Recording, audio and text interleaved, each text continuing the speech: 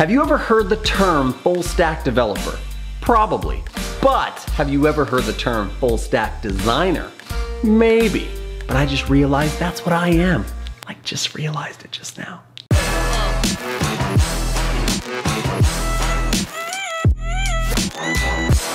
A full stack developer is a person who not only specializes in front-end development or back-end development, but takes both of those skill sets and stacks them on top of each other to be somebody who has a more comprehensive and wider spectrum of skills that they can apply when they're doing the job. So maybe you know the main three front-end technologies like HTML, CSS, and JavaScript, and you're really in love with React right now, but then over here on this side, you love Ruby and using Rails as a framework to do back-end development. Well, then you would kind of be a full stack developer because you bring a larger spectrum of skills to the table. To understand the term full stack, there's no better analogy than that of breakfast.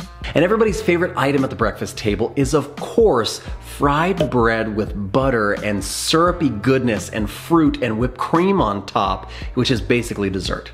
Everybody loves pancakes. You eat them for breakfast, you can eat them for dinner. If you eat them for lunch, you're a little bit strange, but I'll try not to judge you. And everybody knows you never order a single pancake, you always order a stack of pancakes. You know why? Because a single pancake would leave you wanting and looking elsewhere for other delicacies to fulfill you.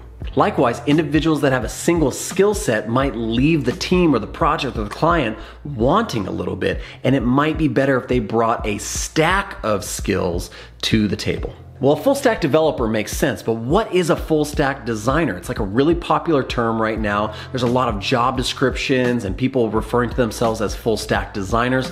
What does it all mean? Well, I think it would be fair to say that a full stack designer is a multidisciplinary individual who offers multiple skill sets, but thinks about projects more holistically and comprehensively than just an individual UI designer or just a straight up UX designer. They're thinking about more of the process at one time than somebody else might. This is a really popular thing right now, and it's very different than how people used to look at design back in the day. When I was in design school and when I had design mentors, there was a lot of the same advice, which was, Jesse, don't be a jack of all trades and a master of none. Really focus on one thing and get good at that one thing. And I think there's a lot of truth and validity to becoming really, really good at one thing and really honing in on one craft. But with the rise of startups and consumer-facing products and teams that are small and lean, companies are really looking for individuals that have a wide array of skill sets that they can apply. For instance, the startup that I work for is a team of 8 right now, and on any given day, I could do anything from marketing design to front-end development, UX design, or animation and video production. I mean, I can kind of span the gambit depending on whether it's Monday or Wednesday. So what is a full stack designer? What will they actually do on the day-to-day basis? If you were to draw a line and create a spectrum of what a full stack designer might do, they would most definitely start with user experience design. Knowing how to do layouts and wireframes, user research, and finding the core demographic so that you know who you should be designing for, that's the very start of the design process, and that's where your stack should start.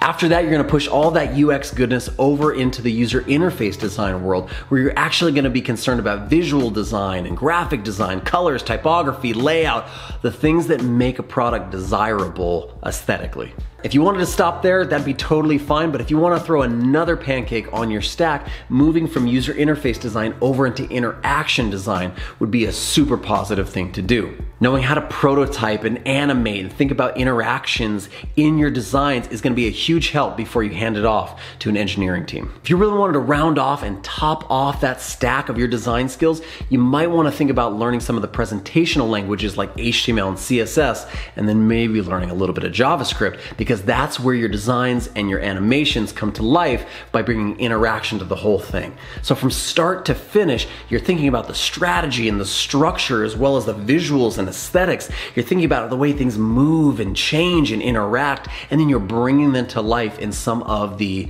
kind of client-side technologies. That feels like a very comprehensive stack for you to offer to any employer or company. This is also a really good thing to do if you want to be a freelancer. Knowing the full kind of scope of work when it comes to web design or product design, if you wanted to work as a contractor or a freelancer, is like out of this world. There's so much that clients could come to you for, and when you pair all that together, there's a lot of value there. It keeps people from having to pull multiple other individuals into the project because more hands on the project means more inconsistency and more communication and more troubles. If you can really strip it down to less people, it starts to become a little bit easier to manage and maintain. I think being a full stack designer is really interesting and offers a lot of variety and fun. I probably know what I'm going to be doing for the next few days, but 2-3 months out, I'm not sure. It could shift and change.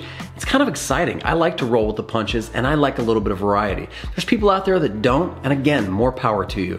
But if that's something for you, you might want to start building out that stack piece by piece and really filling out your skill set because it's a really powerful offer to people who are looking for it. Well, now you know a little bit more about what it is to be a full stack designer. If you liked the video, make sure to leave a thumbs up and subscribe to the channel. I do lots of stuff about design and development, so maybe stick around.